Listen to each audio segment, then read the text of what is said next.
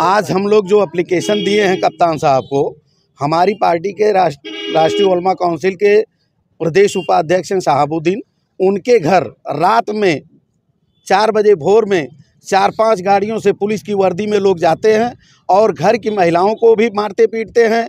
इसके बाद गहने जेवर उठा लाते हैं, CCTV कैमरा तोड़ते हैं, गाड़ियां तोड़ते हैं, सब कुछ इस कदर तोड़ते हैं जैसे मालूम पड़ता है कोई बहुत बड़ा माफिया हो और वो फरारी काट रहा हो, उसके घर पे इस तरह से तोड़फोड़ की जाए।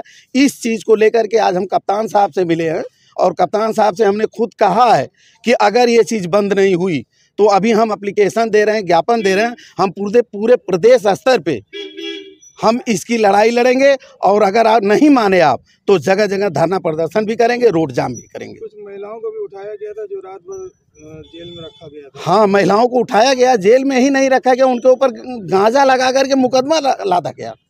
इस तरह का काम किया जा रहा है इस सरकार में और इस पुलिस के माध्यम से किया जा रहा है। क्या मांग है आपकी शासन से?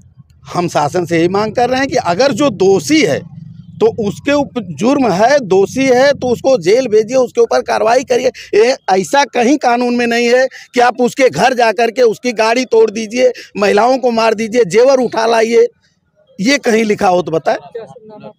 मेरा नाम अनिल सिंह, राष्ट्रीय उलमा काउंसिल से प्रदेश अध्यक्ष। उन्होंने कप्तान साहब से मुलाकात की है, जो जिस तरह से पुलिसिया तांडव हुआ है पटेला गांव में और लगातार ये पूरे ज़िले से इस तरह की खबरें आ रही हैं कि लोगों को फर्जी चालान और फर्जी उसमें भेजा जा रहा है। इस सिलसिले में हमने आज कप्तान साहब से बात की है। अभी पटेला गांव में परसों जो पुलिस का तांडव हुआ और जिस तरह से लोगों महिलाओं के साथ बदतमीज़ी हुई, बच्चों के साथ बदतमीज़ी हुई और उसके बाद पूरे घर में तोड़ फोड़ हुई, इस तरह से तोड़ फोड़ की गई जैसे कोई ज़ाती दुश्मनी में भी इतनी निर्ममता और इतनी बर्बरता से पेश नहीं आता।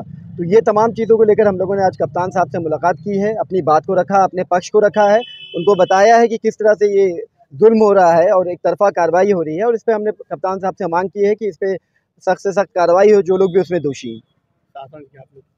शासन से देखिए, अभी अध्यक्ष जी ने आपसे कहा कि साफ तौर पर कानून सबके लिए बराबर है।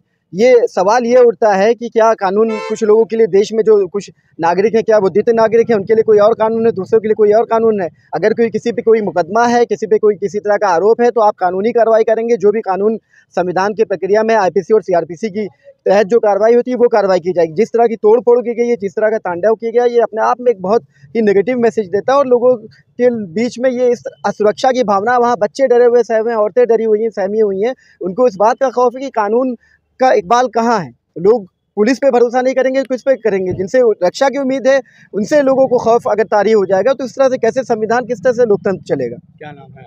मैं एडवोकेट तलहा रशादी हूँ, प्रवक्ता हूँ राष्ट्रीय उलमा काउंसिल।